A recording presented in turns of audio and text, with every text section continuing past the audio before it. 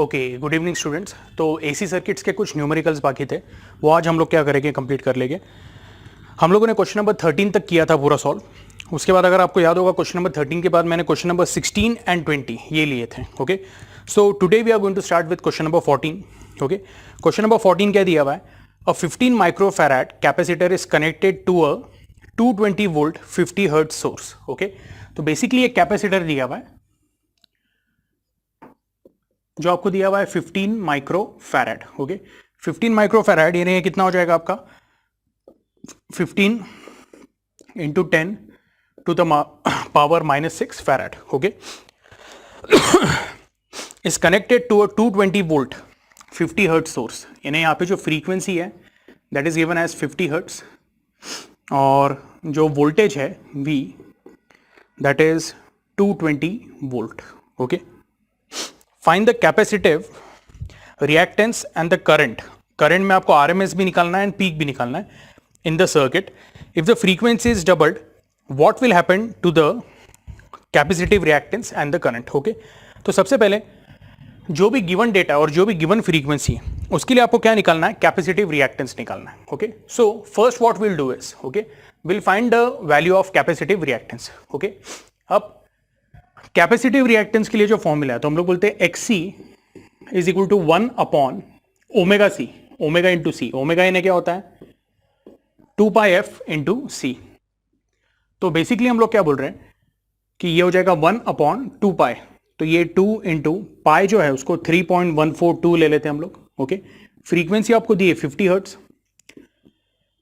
और जो कैपेसिटेंस है वो आपको कितना दिया हुआ है, it is 15 into 10 to the power -6। ठीक है, अब आप लोगों ने अच्छे से ध्यान देना है कि हम लोग बोलते हैं कि 10 टू द पावर -6 ये ऊपर जाके क्या हो जाएगा 10 रेज टू +6 हो जाएगा।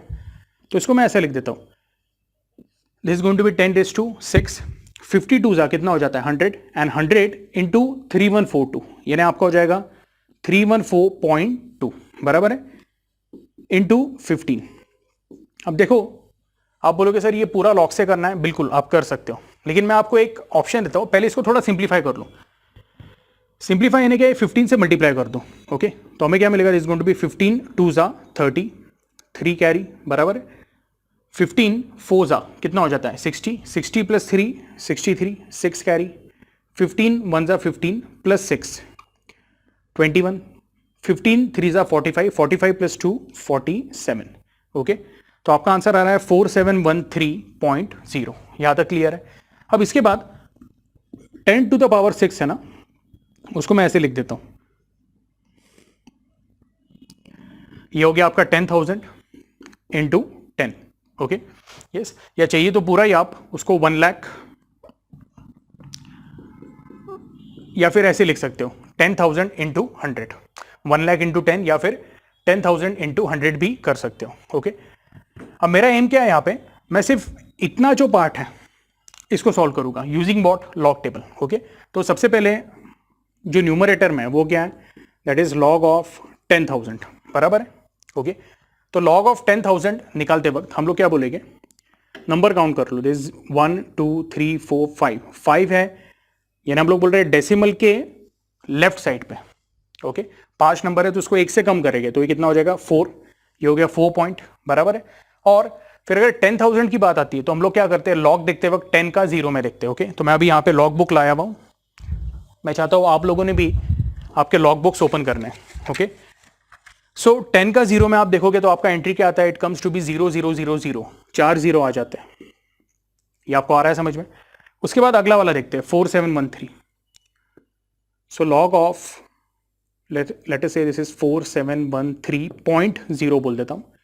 डेसिमल के पहले कितने डिजिट है, 1 2 3 4, 4 है तो उसको 1 से कम करो, इसको अच्छे से लिख देता हूं मैं, तो ये हो जाएगा 3 पॉइंट।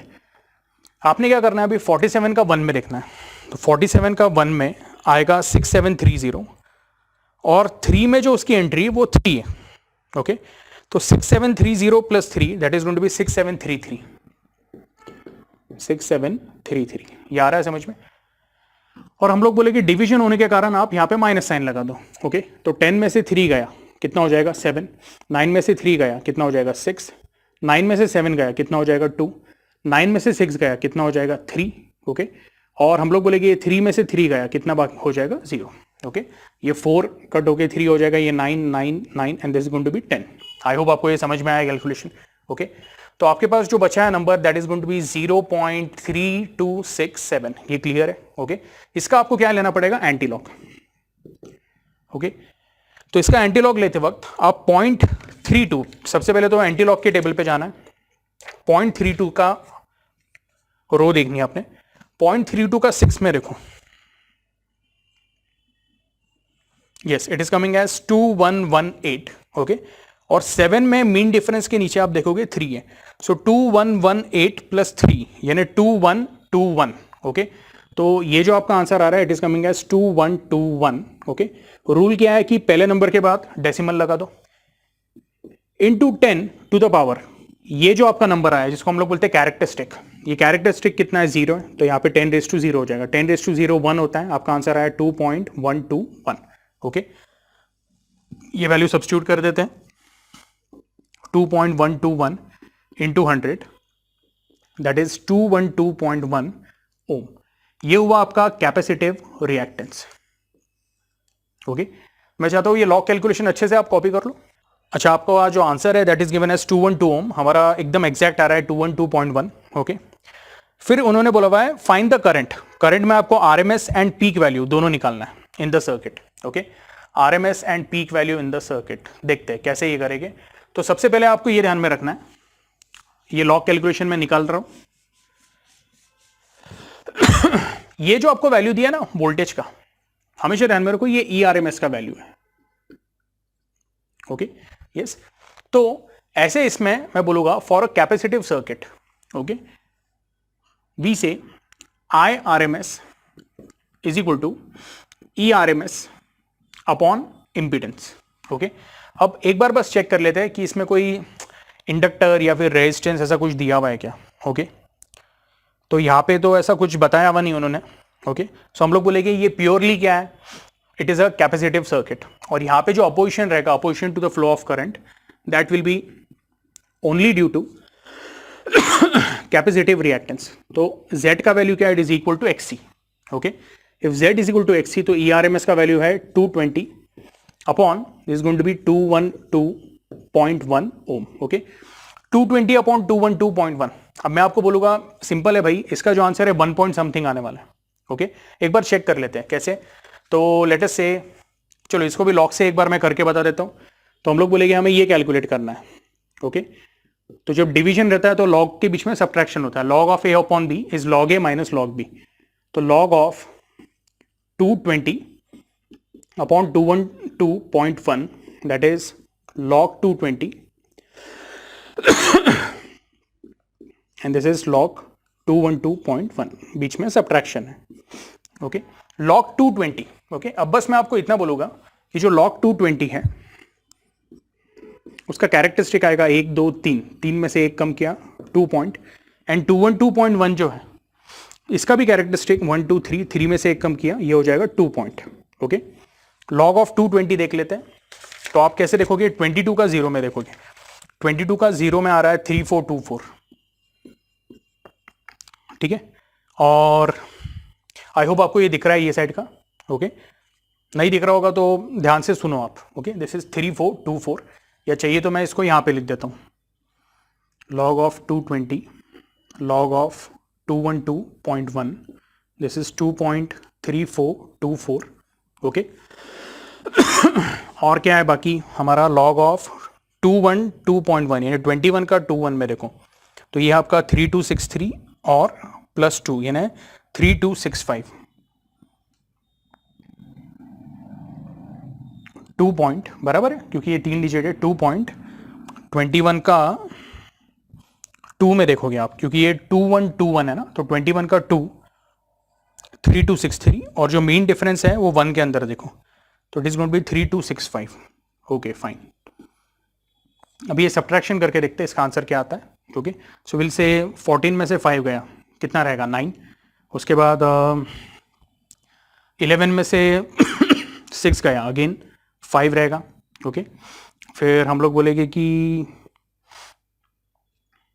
3 में से 2 गया, it is going to be 1. Okay, 3 में से 3 गया 0 एंड 2 में से 2 गया 0, तो ये हो गया 0.0159।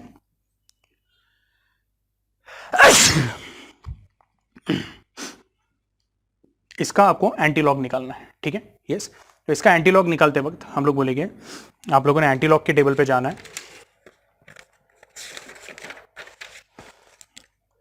0.01, ओके, 0.01 के कॉलम में जाके आपने 5 में देखना है, तो 1035 और जो 9 है वो मीन डिफरेंस, यानी ये हो जाता है 1037, okay, 1037 1.037 into 10 to the power, यहाँ पे 0 है तो ये हो गया 10⁻0, यानी ये हो गया 1.037 एम्पियर, ओके।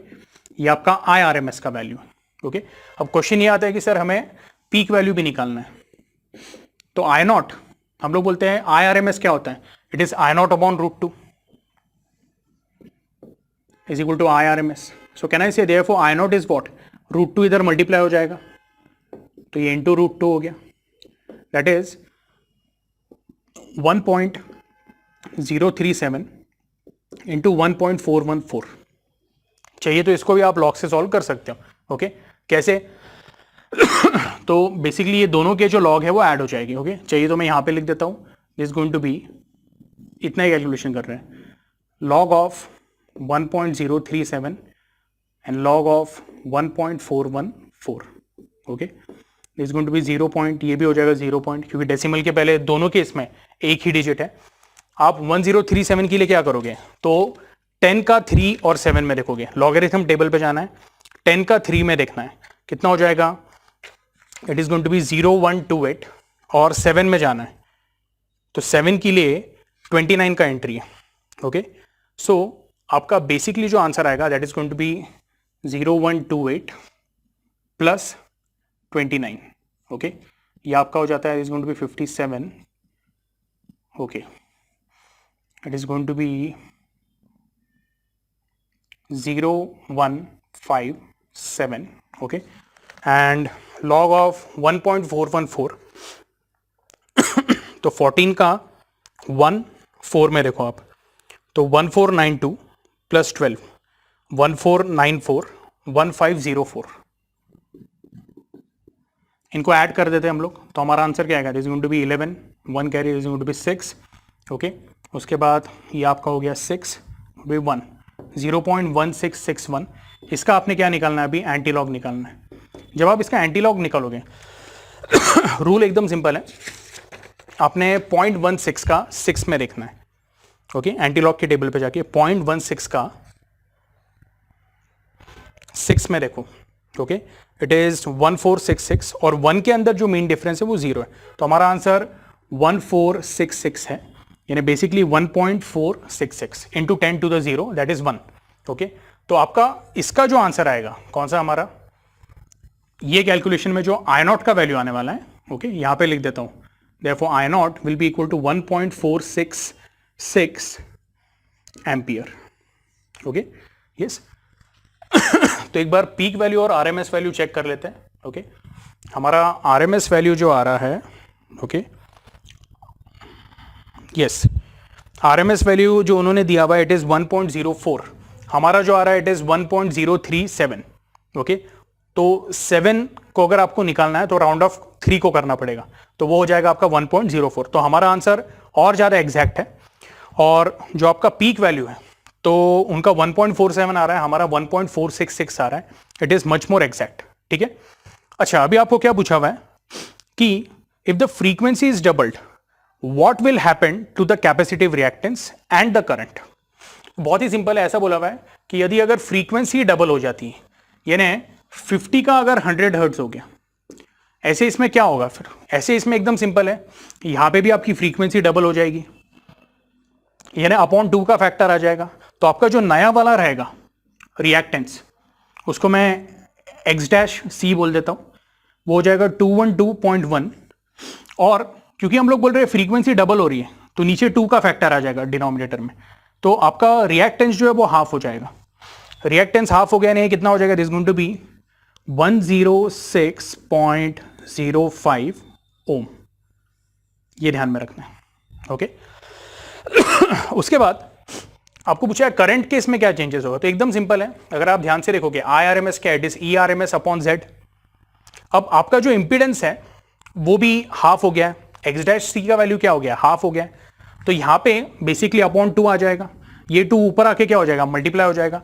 ऐसे केस में हम लोग बोलेंगे अगर आप नया सेट निकालते हो, नया सेट यानी क्या, तो नया वाला कैपेसिटिव रिएक्टेंस, नए वाले करंट्स की वैल्यू, ओके, नया वाला कैपेसिटेंस जो है वो हाफ हो गया है, लेकिन जो भी करंट के वैल्यूज आएंगे वो आपके डबल आएंगे। क्यों, तो यहां पे अपॉन 2 जो है अपॉन 2 ऊपर जाके मल्टीप्लाई होगा। ये आपको आ रहा है समझ में?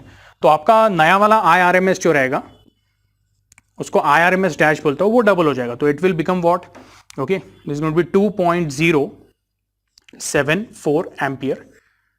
और आपका जो पीक वैल्यू रहेगा वो भी डबल हो जाएगा, उसको मैं यहां पे लिख देता हूं I not dash, that is going to be ये 1.466 है ना,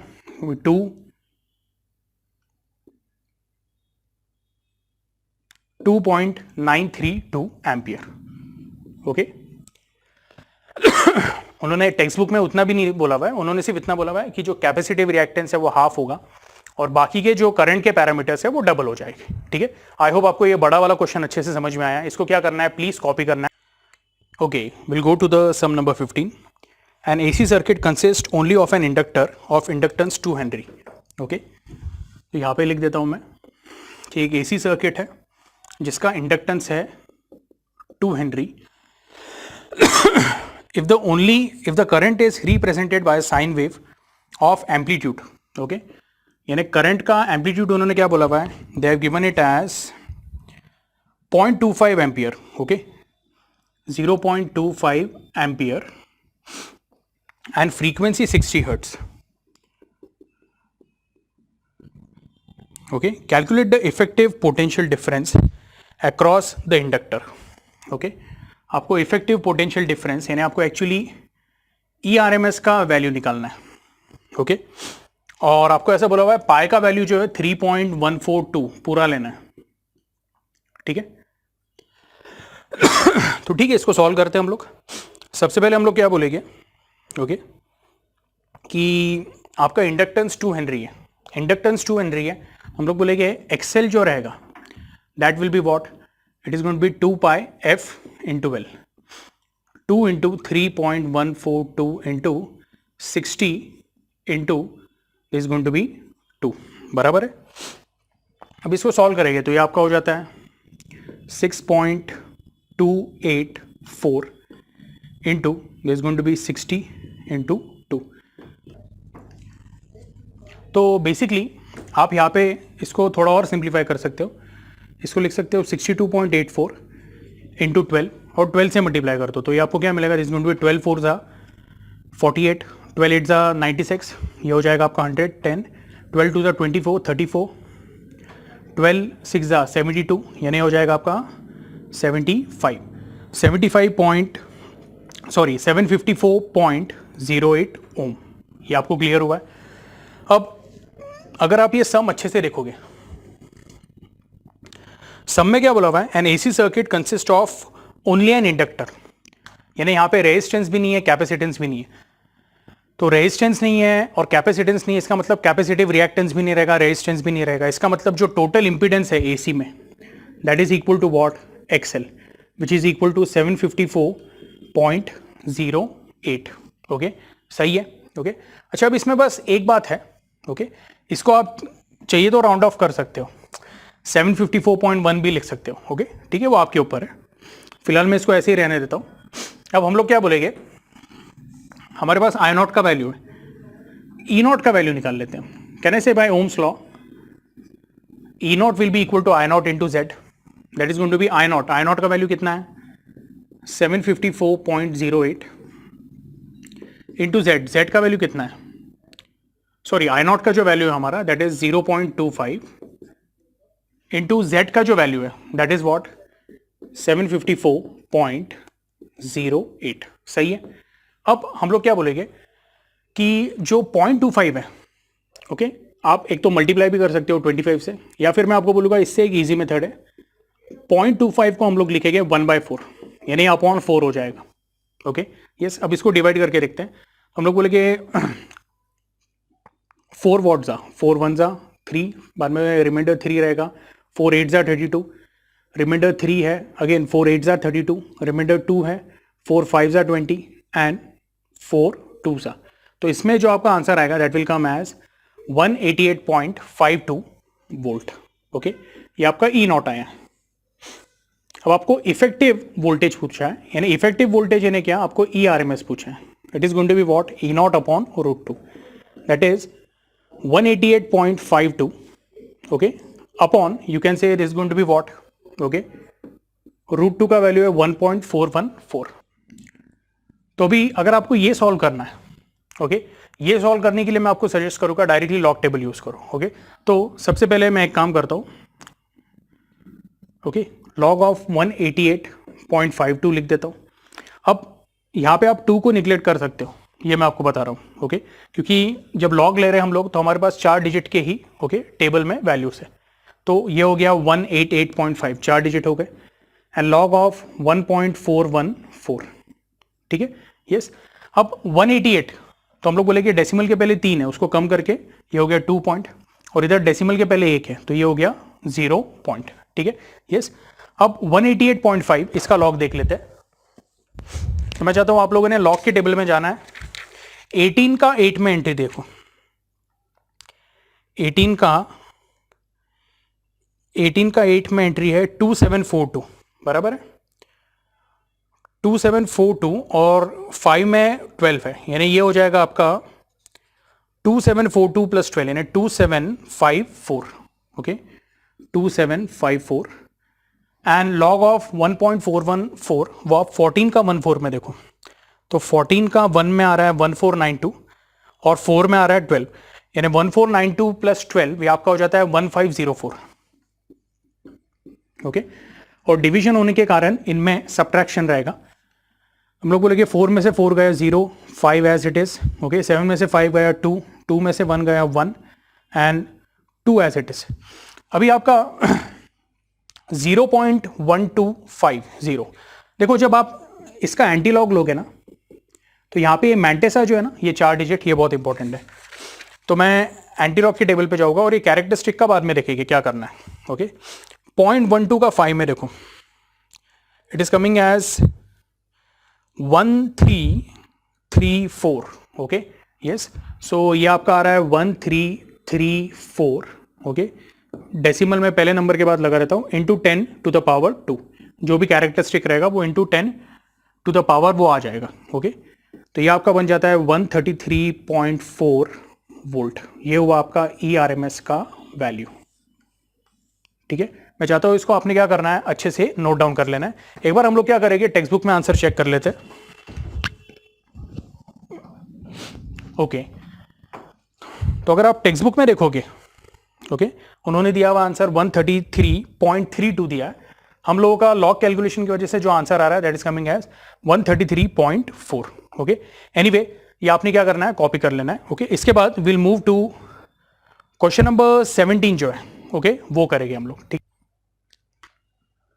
ओके। क्वेश्चन नंबर 17 स्टार्ट करते हैं। 25 माइक्रोफैराड कैपेसिटर, ओके, ये आपको कैपेसिटेंस का वैल्यू दिया हुआ है। C is given as 25 microfarad, okay, yes, I'll change my marker।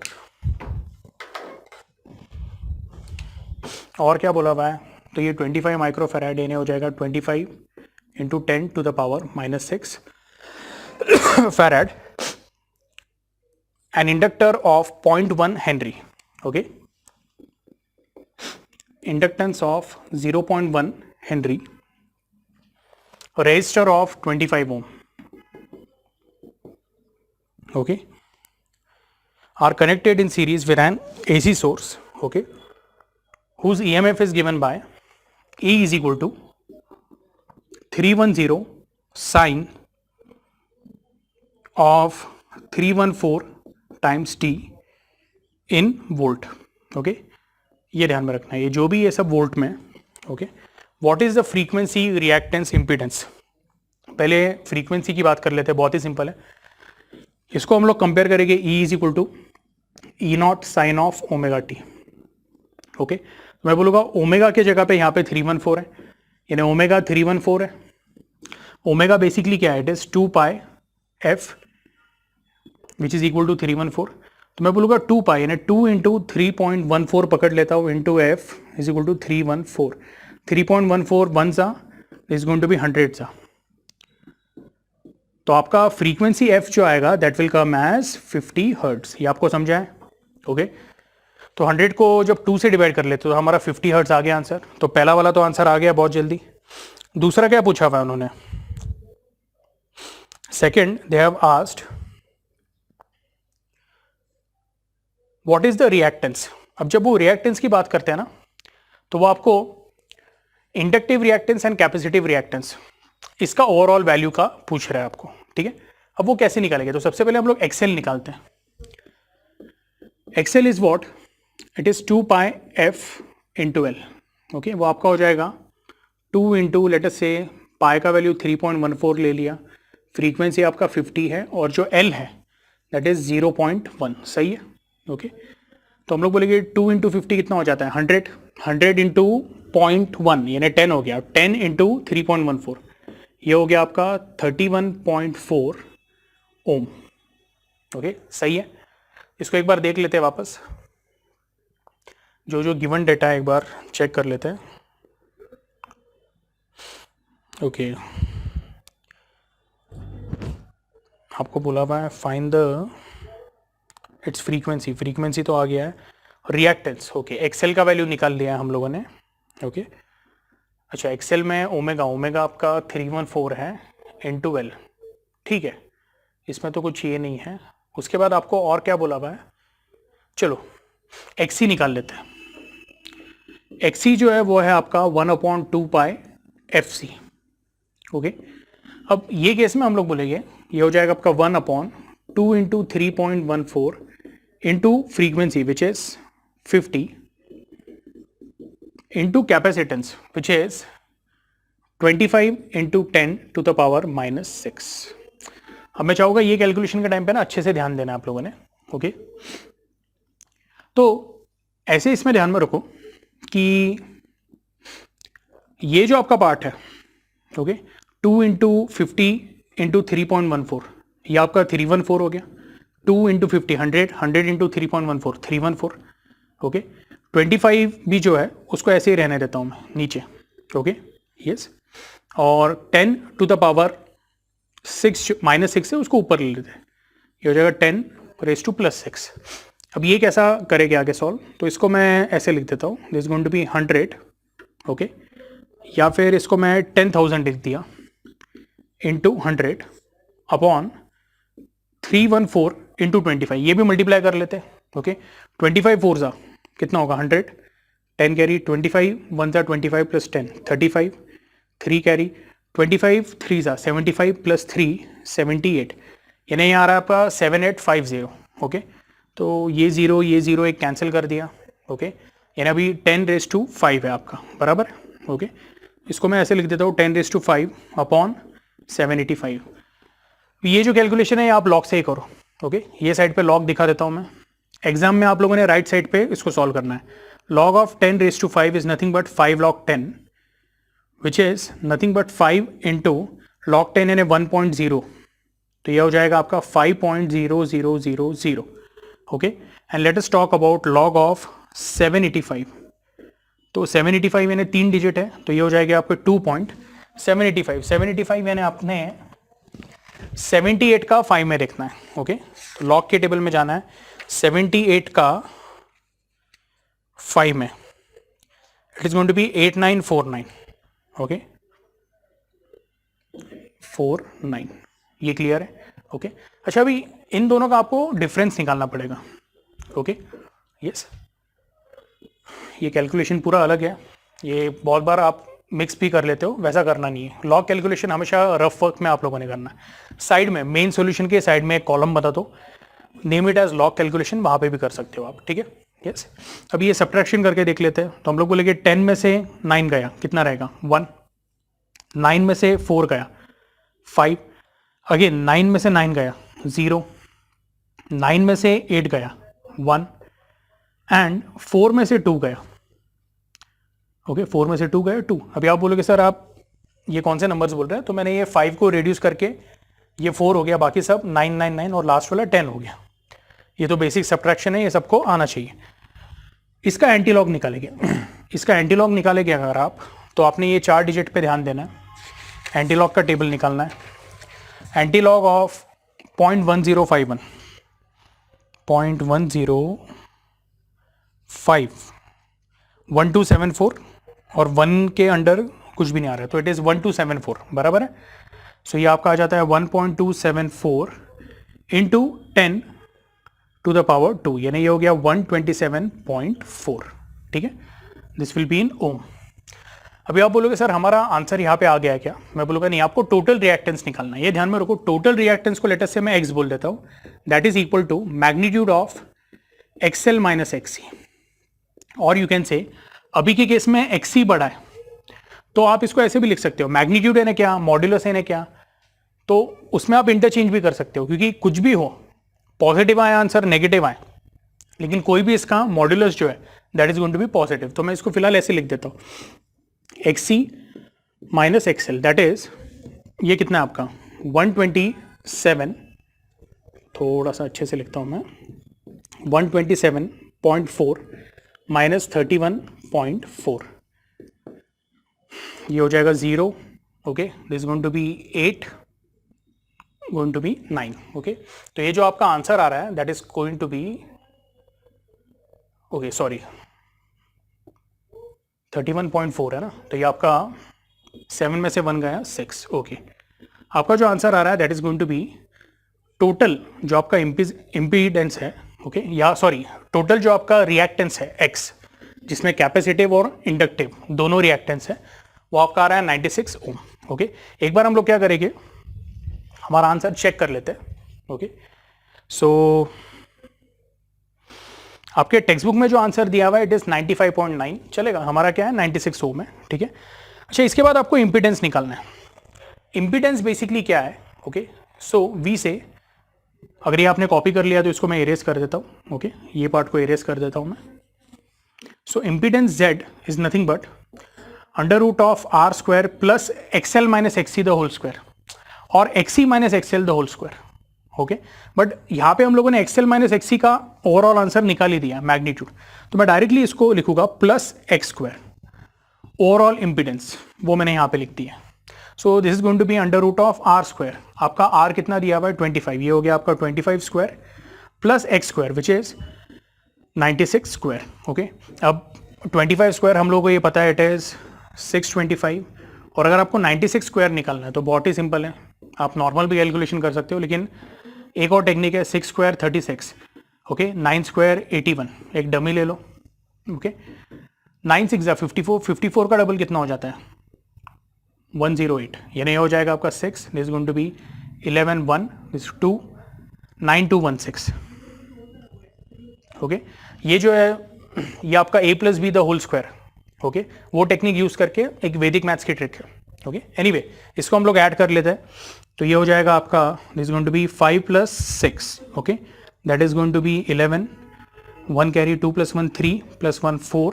Okay, उसके बाद आपका 6 plus 2 this going to be 8, और ये आपका हो जाएगा 9841। ठीक है, 9841। अभी इसका आपको रूट निकालना है। ओके, अगेन मैं आपको बोलूँगा log of 9841, square root of 9841 यानी रेस टू हाफ होता है, तो ये हो जाएगा आपका हाफ। ओके, अगर आपको दिख नहीं रहा है तो मैं थोड़ा साइड में लिख लेता हूँ, log of 9841 raise to half that is going to be half log of 9841 that is half into 9841 यानी ये 3 पॉइंट आ जाएगा। ओके, और आप लोगों ने 98 का 4 में देखना है, so it is coming as 9930, और 1 के नीचे 0 आ रहा है 9930। ओके, इसका आपको हाफ करना है, तो ये हो जाएगा आपका 2 1 ज़ा, ओके 2 9 ज़ा 18, 2 9 ज़ा 18, 2 6 ज़ा 12, 2 5 ज़ा। ओके, जो भी है इसका आपको क्या निकालना पड़ेगा, एंटी लॉग निकालना पड़ेगा। तो इसका जब आप एंटी लॉग निकालोगे, चाहिए तो मैं ये साइड पे लिख देता हूँ। ओके, जो भी आपका ये आंसर आया इसका एंटी लॉग निकालो, तो 0.9965 इसके ऊपर फोकस करना है। हम लोग अभी एंटी लॉक के टेबल में जाएंगे। 0.9965 ओके। 0.99 केस में अगर आप 6 में देखोगे तो वो आपका आता है 9908 और 5 में देखोगे तो 11 आ रहा है, बराबर है। 9908 प्लस 11 यानी आपका हो जाएगा 9919 यानी 9.919 into 10 to the power 1 okay. तो आपका जो इम्पीडेंस है मैं यहाँ पे लिख देता हूँ Z is equal to 99.19 ohm okay yes. चाहिए तो ये साइड पे लिख देता हूँ, यानी आपको अगर दिख नहीं रहा होगा 99.19 ओम, ठीक है। एनीवे तो हम लोगों ने अभी ओवरऑल रिएक्टेंस निकाल लिया है जिसमें इंडक्टिव कैपेसिटिव दोनों है, इम्पीडेंस भी निकाल लिया है। अब आपको क्या पूछा हुआ है, what is the current and the phase angle of the circuit okay. तो मैं अभी ये साइड जो है थोड़ा पार्ट इरेज कर देता हूँ। अभी देखो आपको यहाँ पे करंट पूछा हुआ है, तो जब भी करंट की बात होती है ना हम लोग आरएमएस करंट की बात करते हैं ओके। अब वो कैसे निकालेंगे, बहुत ही सिंपल है ओके। हम लोगों के पास ई नॉट का वैल्यू है, ई नॉट का वैल्यू 310 है okay. Yes what I will do is मैं ये साइड का जो पार्ट है इसको थोड़ा एरेज कर देता हूँ ओके। तो मैंने अभी जो कुछ पार्ट है उसको एरेज कर दिया है, ठीक है यस। अच्छा अभी हमें बेसिकली अभी क्या करना है यहाँ पे ओके। सबसे पहले इन दोनों को कंपेयर किया इक्वेशन को, तो ई नॉट का वैल्यू आएगा 310 वोल्ट पीक वैल्यू। मैं बोलूंगा आई नॉट का वैल्यू जो रहेगा that will be okay E naught upon Z, that is going to be 310 upon 99.19 ठीक है। अगेन आप इसको लॉग से सॉल्व कर सकते हो ओके। लॉग से सॉल्व करने से अच्छा मैं आपको बोलूंगा एकदम सिंपल है, 310 अपॉन 100 वो क्या हो जाता है, इट कम्स टू बी 3.10। तो इसका आंसर 3.10 से थोड़ा सा ज़्यादा आएगा, 3.2 के आसपास आ जाएगा या 3.18 के आसपास आएगा ओके यस। तो आपको चाहिए तो आप अप्रोक्सीमेशन मेथड भी यूज़ कर सकते हो, या फिर अगर आपको चाहिए तो आप प्रॉपर इसको लॉग कैलकुलेशन से सॉल्व कर सकते हो ओके यस। एक काम करते हैं, चलो आई नॉट का वैल्यू ऐसे ही रहने देते हैं ओके। लेट अस से ये जो भी आंसर है आपका एम्पियर में, आई आर एम एस निकाल लेते हैं। आई आर एम एस हम लोग बोलेंगे it is I naught upon √2 that is going to be 310 upon 99.19 और √2 का जो वैल्यू है दैट इज 1.414 ओके यस। चलो इसको लॉग से ही सॉल्व कर लेते हैं। Log of 310 log of 99.19 okay and log of 1.414 okay. सबके लॉग अभी निकालेंगे हम लोग। ये लेक्चर मैंने स्पेसिफिकली इसलिए लिया है कि आप लोगों का लॉग टेबल का भी जो रिवीजन है वो अच्छे से हो जाए। So log of 310 so log of 31 का 0 में देखो, तो सबसे पहले मैं बोलूँगा इसका कैरेक्टरिस्टिक क्या आएगा, इट विल बी 2 पॉइंट, इसका आएगा 1 पॉइंट, इसका आएगा 0 पॉइंट ओके। 31 का अगर आप 0 में देखते हो तो answer comes to be 4914 okay yes. And 99 का 19 में देखो, 99 का 19 में 9961 प्लस 4 9965 ओके। और इसके बाद अगर आप थोड़ा ध्यान से देखोगे लॉग ऑफ 1.414 ये हम लोगों ने पहले भी निकाला हुआ है। 14 का 14 में देखो ओके। सो ये आपका आएगा 1504 ठीक है। 14 का 1 ठीक है 1504। अब इसमें ये जो दोनों है ना ये ऐड हो जाएगी क्योंकि दोनों डिनोमिनेटर में, तो वो ऐड अप हो जाएंगे। तो ये आपका हो जाएगा 5 + 4 कितना हो जाता है 9, is going to be 6 as it is, is going to be 4। ये आपका 9 + 1 10 + 1 11 1 कैरी, ये हो गया आपका 2.1469 ठीक है। तो ये दोनों नंबर का जो एडिशन है वो कितना आ रहा है आपका 2.1469 सही है ओके। अच्छा अभी ये जो नंबर है जो आपका आया एडिशन वो ये ऊपर वाले नंबर से क्या हो जाएगा, सब्ट्रैक्ट हो जाएगा क्योंकि ये दोनों डिनोमिनेटर में है और ये न्यूमरेटर में ओके। तो 2.4914 में से 2.1469 सब्ट्रैक्ट हो जाएगा। तो हम लोग बोलेंगे कि 14 में से 9 गया, कितना बाकी रहेगा 5, यहाँ पे हो गया 0, तो 10 में से 6 गया, कितना हो गया 4, ये हो गया 8, 8 में से 4 गया, कितना हो गया 4, हम लोग बोलेंगे 4 में से 1 गया, ये हो गया 3, एंड 2 में से 2 गया, ये हो गया 0। 0.3445 का आपको एंटी लॉग लेना पड़ेगा। जब आप इसका एंटी लॉग लोगे, ओके, तो 0.34 के कॉलम में जाना है, रो में जाना है, इनफैक्ट 0.34 का 4 में देखो, तो वो हो जाता है 2208, और 5 में 3 है, 2208 प्लस 3, 2211, ओके, तो ये आपका आ जाता है 2211, ओके, यानी 2.11 एम्पियर। ये आपका IRMS का वैल्यू है, 2.211 एम्पियर, ठीक है। यस, इसको एक बार टेक्स्ट बुक में चेक कर लेते हैं। ओके, यस, टेक्स्ट बुक में जो आंसर दिया है इट इज़ 2.21 एम्पियर, और आपको क्या निकालना है, impedance, current and phase angle निकालना है। अभी आप पूछोगे सर फेज एंगल कैसे निकालना है, बहुत ही सिंपल है, लेकिन मैं चाहता हूँ पहले आप लोगों ने ये पार्ट कॉपी कर लेना है, ठीक है। ओके, तो मैंने थोड़ी सी स्पेस क्लियर कर दी है। अभी आप पूछोगे सर फेज एंगल निकालना है, तो बेसिकली करना क्या है, अगेन हमें लॉग टेबल लगने वाला है, लेकिन लॉग टेबल में हमें एक्चुअली आपका कोसाइन टेबल लगने वाला है, ओके, यस। बट पहले फेज एंगल निकालेंगे कैसे, तो अगर आपको याद होगा इम्पीडेंस ट्राइंगल, ये आपका रेजिस्टेंस है, ये आपका XL माइनस XC है, या XC माइनस XL जो भी है, और ये आपका इम्पीडेंस है, और ये आपका फाई है, ओके। तो ऐसे केस में हम लोग बोलते हैं cos phi is what, it is R upon Z। R यानी आपका कितना है 25, और जो Z है वो कितना है, Z अगर आप यहाँ पे देखोगे इट इज 99.12, ओके। अगेन मैं चाहूँगा कि इसको भी लॉग से ही आपको सॉल्व करना है, तो ये सब में बहुत सारे जो कैलकुलेशंस है वो लॉग कैलकुलेशंस ही है, ठीक है। ये ऊपर का मैं निकाल देता हूँ पार्ट अभी, log of 25 and log of 99.12, log of 25 जो है तो हम लोग बोलेंगे it is going to be 1 point, and log of 99.12 भी क्या है 1 पॉइंट। लॉग ऑफ 25 जो है तो हम लोग बोलेंगे ये आपका आएगा लॉग ऑफ 25 का 0 में रखना है 3979, एंड लॉग ऑफ 99.12, 99 का 1 में रखो और 2 में रखो, तो ये हो जाएगा 9962। वापस बताता हूँ मैं, लॉग ऑफ 99 का आपने 1 में रखना है एंड 2 में रखना है, सो यस 9962। अभी आपको सब्ट्रैक्ट करना पड़ेगा, 9 में से 2 गया, कितना गया रहा 7, 7 में से 6 गया 1, 9 में से 9 गया 0, ओके। अब ये 3 है तो ये 13 हो जाएगा, 13 में से 9 अगर गया तो 4, और हम लोग बोलेंगे ये जो 0 है 0 में से 1 गया तो -1 लिखने की जगह पे हम लोग बार 1 लिखेंगे। अब इसका आपको एंटी लॉग निकालना है, एंटी लॉग निकालते वक्त रूल ध्यान में रखो, अगेन सिर्फ ये 4 डिजिट पे ही कॉन्सेंट्रेट करना है, ओके।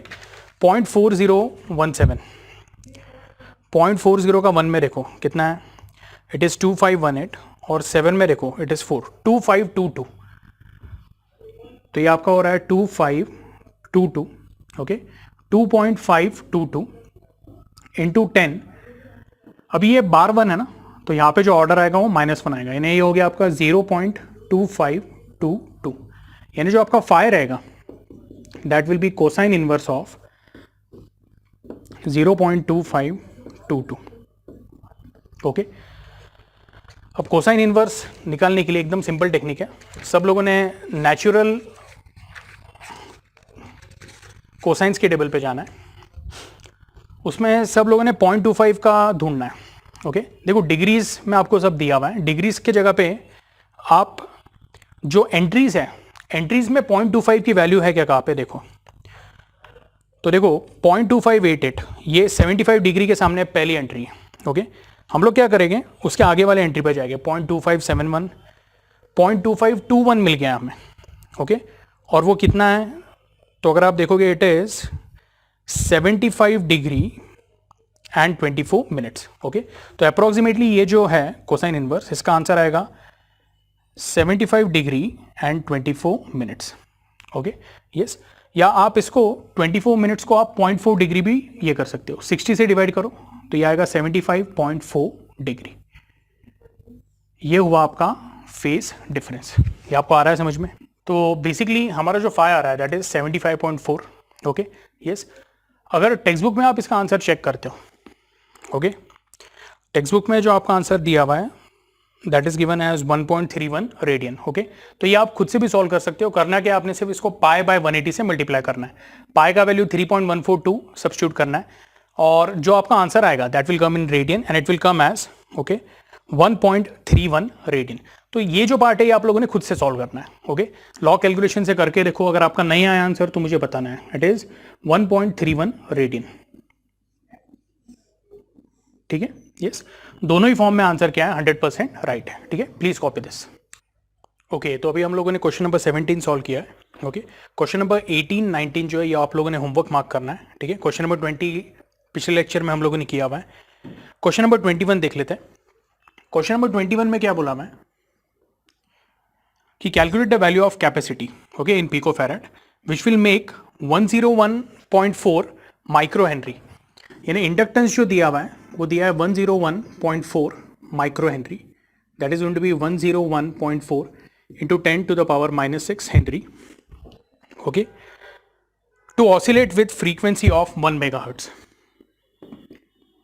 Okay, now 1 megahertz यानी आपका हुआ 10 to the power 6 hertz। आपको कैपेसिटेंस का वैल्यू निकालना है। यहाँ पे देखो, यहाँ पे सबसे इंपॉर्टेंट बात ऐसी दी हुई है, उन्होंने बोला हुआ है to oscillate with the frequency okay that will make 101 micro henry inductance to oscillate. Oscillate है ना, यहाँ पे वो रेजोनेंस की बात कर रहे हैं। ओके, रेजोनेंस की कंडीशन में हम लोग क्या बोलते हैं, XL must be equal to what, XC, that is omega into L must be equal to 1 upon omega into C. बराबर है।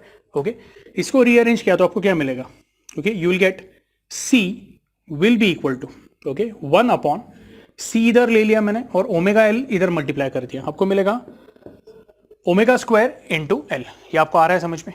ओके, नाउ एनीवे हम लोग क्या बोलेंगे, ओमेगा जो it is 2 pi f the whole square into L, that is 1 upon 2 pi का square यानी कितना हो जाता है 4 पाई स्क्वायर। ओके, फ्रीक्वेंसी का स्क्वायर ओके यानी ये 10⁶ का स्क्वायर हो गया और जो हमारा इंडक्टेंस है that is 101.4 into 10 to the power -6। सही है? ओके, बस अभी आपको इसको क्या करना है, सॉल्व करना है। तो अभी एक काम करते हैं, हम लोग सबसे पहले जो ये 10 टू द पावर -6 है इसको ऊपर ले लेते हैं, तो ये हो जाएगा 10⁶ ओके होल अपॉन, यहाँ पे हम लोग बोलेंगे 4 पाई स्क्वायर है। Okay, pi square approximately latest से मैंने 10 ले लिया, 10 इंटू 4 ये कितना हो गया 40। अभी ये मैं आपको लॉ कैलकुलेशन से नहीं बताने वाला हूँ, मैं इसका एक अप्रोक्सीमेट आंसर आपको बताने वाला हूँ। 10 टू द पावर 6 है ना, उसका स्क्वायर है, तो हम लोग बोलेंगे एक 10 टू द पावर 6 और ये स्क्वायर कैंसिल हो गया। अब बचा क्या है हमारे पास, इट इज 101.4। बराबर है। ओके, हम लोग बोलेंगे ये जो 10 टू द पावर 6 है ना, ओके ये ऊपर जाके क्या हो जाएगा 10⁻⁻6 and this is going to be 4 into ये जो 10 है ये इसको मल्टीप्लाई कर देते हैं 1014। ओके, अगेन मैं बोल रहा हूँ ये मैं ओके रफली सॉल्व कर रहा हूँ, इस ये सम को आप लोगों ने लॉ कैलकुलेशन से खुद से सॉल्व करना है। ये पार्ट से आपने क्या करना है, पूरा लॉग कैलकुलेशन से सॉल्व करना है, बट रफली इसका आंसर कितना आएगा, तो मैं बोलूंगा जो 1014 है इसको हम लोग एज 1000 ट्रीट कर लेते हैं। ये जो है ना ये अप्रोक्सीमेशन मेथड में बता रहा हूँ।